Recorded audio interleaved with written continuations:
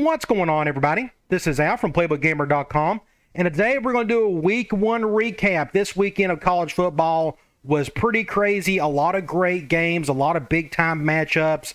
We're going to go through all the scores. I'm going to focus on a handful of games that I watched and paid a special attention to. Then we're going to look at the conference standings, and we're going to look ahead into Week 2. But let's start off by going through all the scores, and I'll just kind of give you my thoughts on a little bit of every one of them. Now, with Clemson and Georgia Tech, they played last night. I watched the first half of it. Kudos to Georgia Tech for kind of keeping it close, but as you could tell, their offense couldn't do anything against that Clemson defense. Now, quarterback for Clemson, I'm not going to say his last name, I'll just butcher it. He is getting better, but for him to be the top quarterback coming out of high school a couple years ago, he's still struggling some, but, I mean, they still done fine. I think they're still going to win the ACC, but they ended up winning 41-10. Florida State, LSU, that was a pretty wild one. That was on Sunday night. We're going to highlight this game a little bit later. But Florida State came out on top 24-23. Then you got Maryland over Buffalo. UConn beats Central Connecticut State University. I think I did say that correctly. Michigan over Colorado State. Michigan looks pretty good. I think they're having some quarterback issues. I did not watch it, but I heard that their quarterback situation is just a little murky at the moment. I'm sure Jim Harbaugh can figure it out. Then you have Navy getting beat by Delaware. That's not the way you want to start off, losing to an FCS program.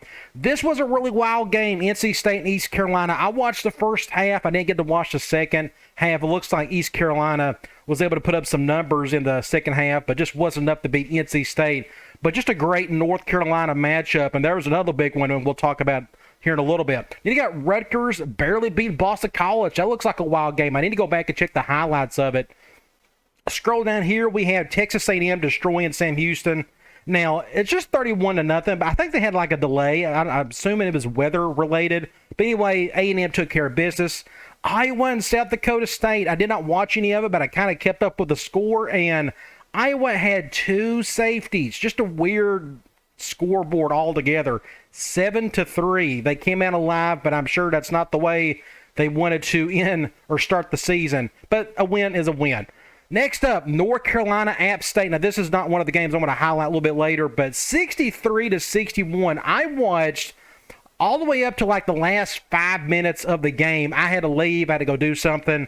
And when I came back and noticed the score, I was like, how in the world did they get 63-61? Then you go back and look at the highlights. That fourth quarter was just ridiculous. 40 points for App State and 22 for North Carolina. The last minute, I think there was like 3 touchdowns scored. Just an insane game. If you haven't watched it, please go back and do so. Highly entertaining. Then we got Virginia over Richmond, Air Force over Northern Iowa, Iowa State over Southeast Missouri State, UCLA beating Bowling Green in front of like 18 people. If you go back and look, I don't know what UCLA's deal is, but their fan base just doesn't care about their football anymore, which I kind of get. You know, they haven't been what they used to be like back in the 90s, but they're just like nobody showing up for those games. Then you got Arizona over San Diego State. Miami beats Bethune Cookman 70-13 in what's his debut, the head coach at Miami. I could see his face, but his name escapes me. I'm sure somebody will mention that in the comments.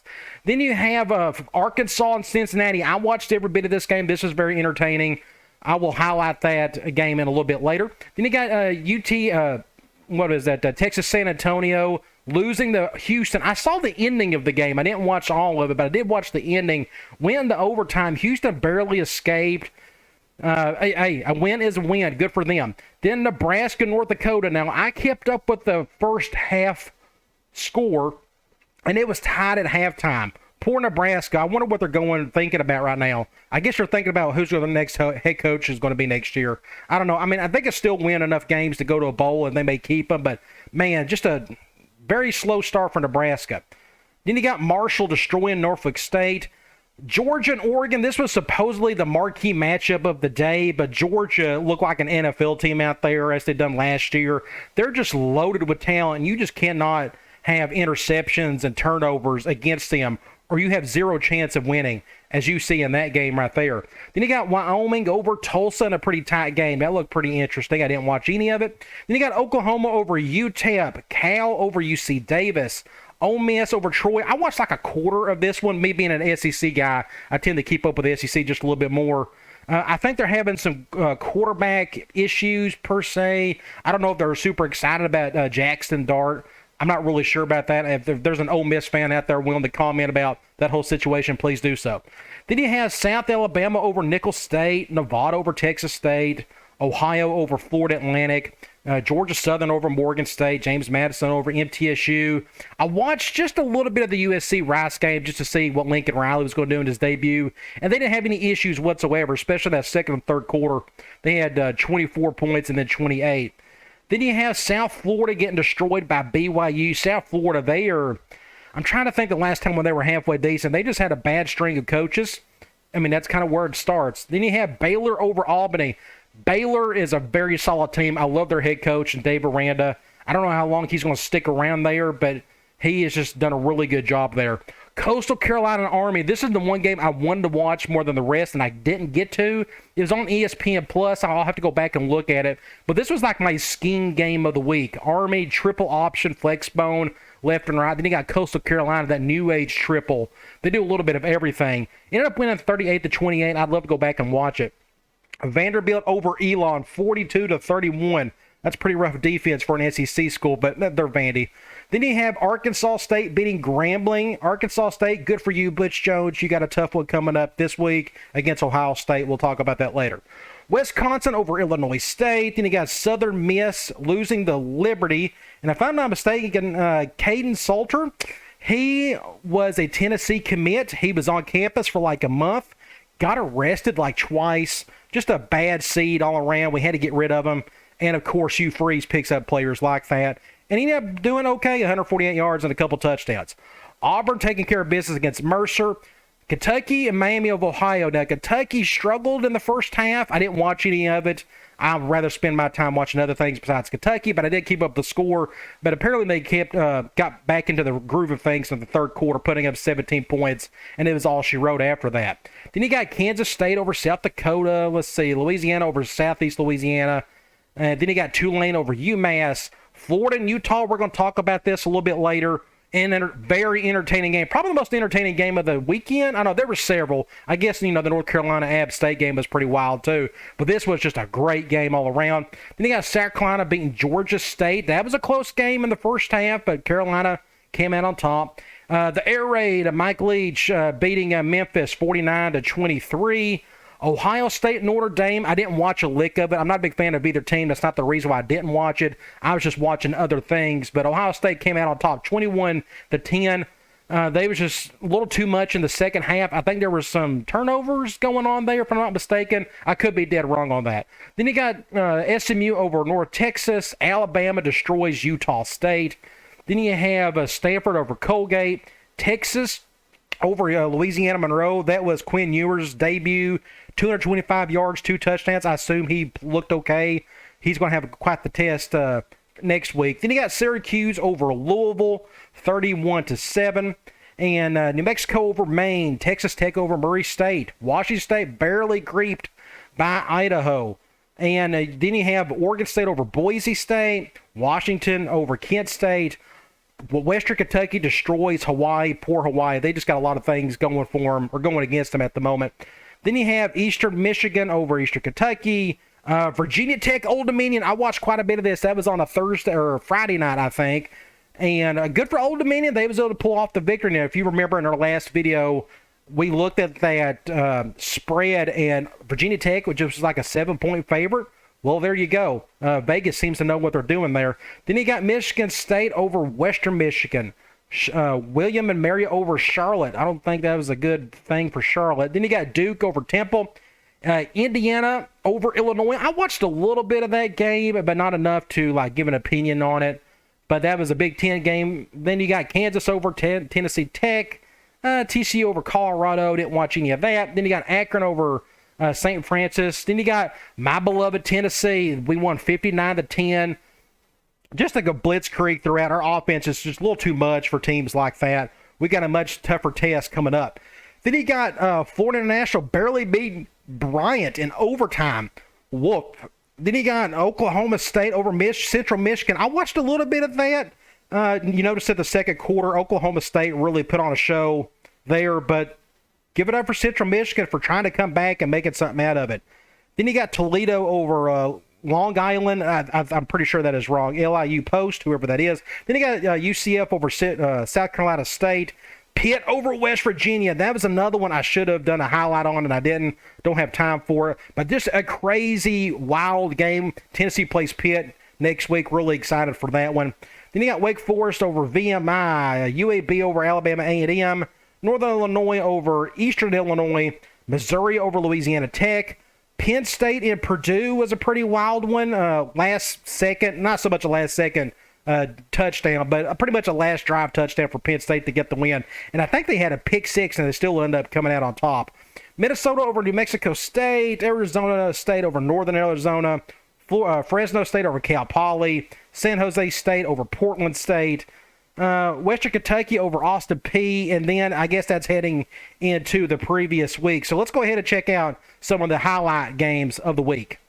I wanted to talk about Cincinnati and Arkansas. I thought this was just a crazy, wild game, and kudos to Cincinnati for kind of keeping up with them. I thought their quarterback struggled a bit. He was 26 of 43, 325 yards and one interception. He had some bad missed throws in the first half, but they kind of made a game out of it in the third quarter. You saw they put up 17 in that quarter, but Arkansas is a really solid team. Sam Pittman is doing an amazing job over there. He's got some really good coordinators. They got a really good quarterback in KJ Jefferson. But as you can see, stat-wise, both teams kind of kept it pretty close on the first downs. The biggest thing I wanted to look at here was turnovers. Cincinnati had them one extra turnover.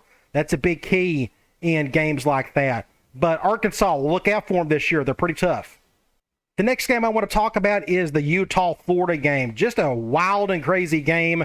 Florida ended up getting the win 29-26, but it was just back and forth throughout. You see the total yards between both teams. It was just dead even. Florida didn't have to pass a whole lot. Their running game was really solid, as you'll see with the Richardson kid, the quarterback. He is very dynamic. He can run the ball really well, and he seemed pretty efficient. You look at his percentage here, 17-24. He didn't have to throw it deep a whole lot. A lot of it was just 8 to 10 yard type stuff just to kind of keep the chains a moving. But his rushing, he had over 100 yards and 3 touchdowns. Just a really solid quarterback. I thought Utah's quarterback was pretty good. Now, they ended up getting beat at the very end. They threw an interception. I think the receiver failed from what I remember. But just a pretty wild game all around. The big difference, and it's not going to show in the stats, it'll probably show in the drive, on the Utah drive, but in the third quarter, Florida had a big goal line stand, and that was pretty much the reason why they won. But there is a split in the turnovers, one apiece, but just a great game. If you haven't seen it, go back and watch it. Next up, I want to talk about Florida State and LSU, a very wild game in and of itself. Both teams just kind of went back and forth, as you can see by the box score there. But it was at the very end. Florida State, they were on the goal line, and they pitched it, which I've never seen anybody do before. I guess they'll never do that again. And, of course, the halfback fumbled it, and LSU got it back, and they had to drive 99 yards. And they still got all the way down there, and they scored a touchdown. And all they had to do was kick an extra point, and they got blocked again. I think they had 2 block kicks throughout the game. Very entertaining throughout. In terms of their quarterbacks, I thought both of them looked fine. LSU's quarterback, the only reason I'm bringing this up is because Tennessee plays them in about a month or so. He seemed okay, but LSU's got some issues, and they got a brand new program set up there, with Brian Kelly. So it'll take them a little while to get things going. I think he's a really good coach, by the way, but it'll just take him a little while. Hopefully we got him on a good season where we could take advantage of that. You look at the rest of these stats, pretty even throughout. The biggest thing was the turnovers. LSU had 1 extra one. I'm here to tell you, turnovers just a really big deal in the game of football. But a very entertaining game, especially towards the end. I changed my mind on this game because I did watch it Thursday night, Pitt in West Virginia. The backyard brawl. Thank the Lord it is back. They need to play this game every single year, and this game did not disappoint. Pitt ended up getting the win 38-31. Just a crazy ending. I felt bad for that West Virginia wide receiver. His name, I'm sure he's on here somewhere. Where's he at? Probably, is it the Wayne kid? Reception. He had 1 touchdown. Maybe it's this kid right here. I don't really remember. No, that's Pitt. My bad. Oh, it's this kid right here, the Ford. Yeah. This guy right here, Ford Wheaton, very talented wide receiver. Been in the fourth quarter. The ball went through his hands and it got picked off, went back for 6 points. But West Virginia still had a chance to come back and win it. But they just kind of fell short in the end. But very entertaining game. I want to look at some of the team's stats here. The biggest thing I want to see was turnovers. Yeah, West Virginia, what's the theme? They had that one extra one. That pretty much is the reason why they got beat. But, man, that was a very fun game. I'd like to go back and watch the highlights again. Let's look at some conference standings. There's not a whole lot to see here. There's only been a handful of teams that have played each other within the conference. As you can see here, the American Athletic Conference, there is nobody that's played each other yet. The ACC, we got Syracuse and Louisville. Syracuse ended up beating Louisville, but that is it so far for that conference. The Big Ten, we've had a few teams play each other. Indiana and Penn State have gotten wins, and along with Northwestern, but Illinois, Purdue, and Nebraska, so as you can tell, the Big Ten West is off to a really bad start. Then you got the Big 12. Nobody's played each other yet. Conference USA, we've had a handful of teams play. Florida Atlantic and North Texas have got wins. Then you got the Independent. That's not even a conference, but we got so many independent teams. I wish BYU would go to the Big 12. Liberty needs to go somewhere. UConn, I don't know if they'll ever get invited to a conference ever again. Just nobody cares about their football. No offense. And, of course, Notre Dame will stay independent forever. Then you got the MAC conference. Nobody has played each other yet. The Mountain West, the same thing. Still very early in the season. Then you got the Pac-12, same thing. Nobody's played each other yet. The SEC, the same thing. I think starting next week, we will have some SEC games. Yes, I know Kentucky and Florida at least play each other. So we're going to see some of that in the next video. Then you got the Sun Belt. Nobody's played each other yet. So it's very early in the season. Not a whole lot of conference games have been played. All right, let's do a week 2 look ahead.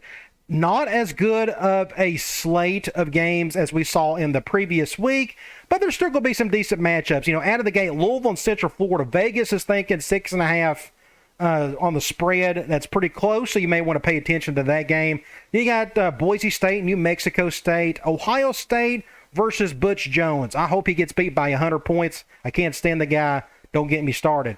Then you got, I guess this is the marquee matchup of the week. That shows you how bad it is. Alabama heading to Texas. Hey, more power to Texas if they can keep up with them. They are only a 20-point underdog. I'm expecting Alabama to probably win by 4 touchdowns. I take Alabama there. Then you got Northwestern and Duke. That's just a 9.5-point spread. Kansas State, Missouri, that's only an 8.5 or an 8-point spread. That may be a decent one. That rivalry needs to come back. Of course, I don't know if it ever will. Missouri being in a different conference now, but they played each other a ton for many years. Then you got Penn State over Ohio. I shouldn't say over. Penn State and Ohio. Then you got Arkansas and South Carolina. We got an SEC matchup. Arkansas is just an 8.5-point favorite.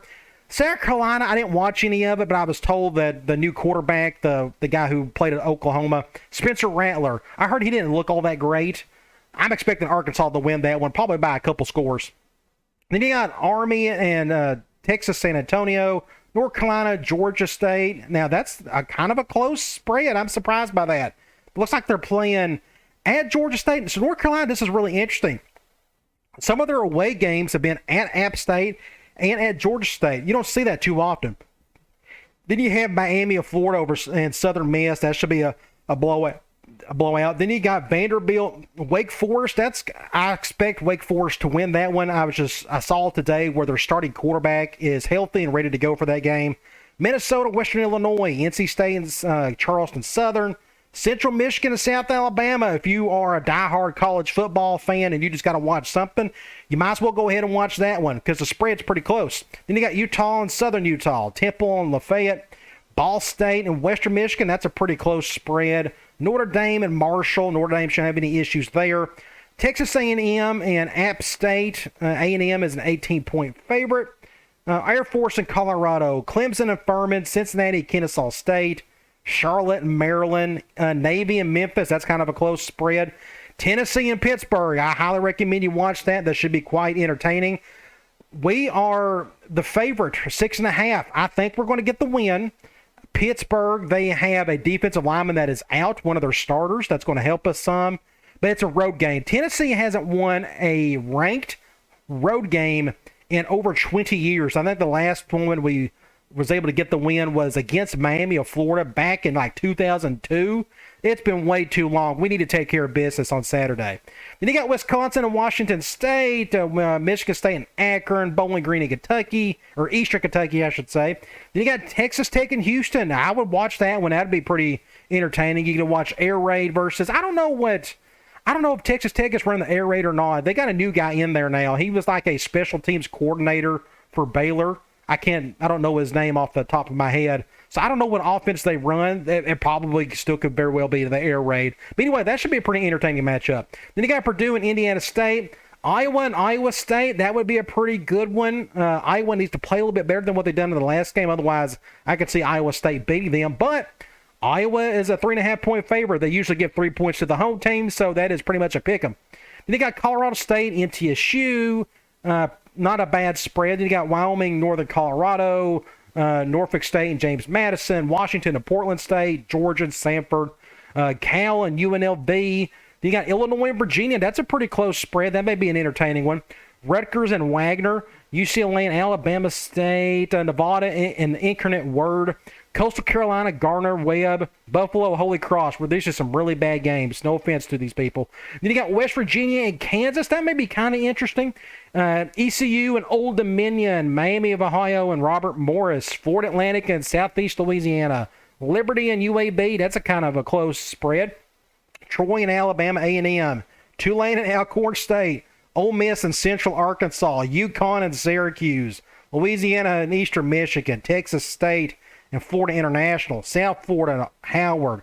Where are the good games at? My gosh, Oklahoma and Kent State, SMU and Lamar, Tulsa and Northern Illinois. That's a close spread. Then you got Louisiana Tech and SF Austin. Is that Stephen F. Austin? I'm pretty sure that's what it is. This is a matchup I would recommend you watch, Kentucky and Florida. Now, Kentucky is without their top running back. I expect Florida to win that one, and it's at home, and they're all feeling pretty high and mighty at the moment. But it should still be a pretty close game, I would think. And you got Toledo and UMass, Utah State and Weber State, Georgia Tech and West Carolina, Oklahoma State and Arizona State. That sounds like a decent matchup. I mean, Oklahoma State's an 11-point favorite. Nebraska and Georgia Southern, Rice and McNeese State, Auburn and San Jose State, LSU and Southern University, North Texas and Texas Southern, Stanford and USC +9. So if you want to watch a little Pac-12 matchup on the West Coast, that's probably the one to watch. USC is just a 9-point favorite. Virginia Tech and Boston College, that's a close spread. You may want to watch that. Michigan and Hawaii, Indiana and Idaho, San Diego State and Idaho State, Louisiana Monroe, Nicholls State, TCU and Tarleton State. Never heard of them before. Oregon and Eastern Washington, UTEP and New Mexico State. And this is the big key matchup. I assume College Game Day is heading to Provo, Utah, and that is BYU and Baylor. I will definitely watch that. Look what time that game starts, 10:15 on Saturday night. So make sure you stay up and watch it. That should be quite entertaining. I can see Baylor still winning that one, though. I like Baylor a whole lot. Then you got Fresno State and Oregon State. Look at that spread, just a +1, so Oregon State's a 1-point favorite. Then you got Arizona and Mississippi State. So the slate isn't as good as it was in the last week, but there's still a handful of matchups worth watching, and I'll try to watch as many as I can so I can get prepared for the Week 2 recap, which should be a lot of fun. All right, guys. I'll talk to you later.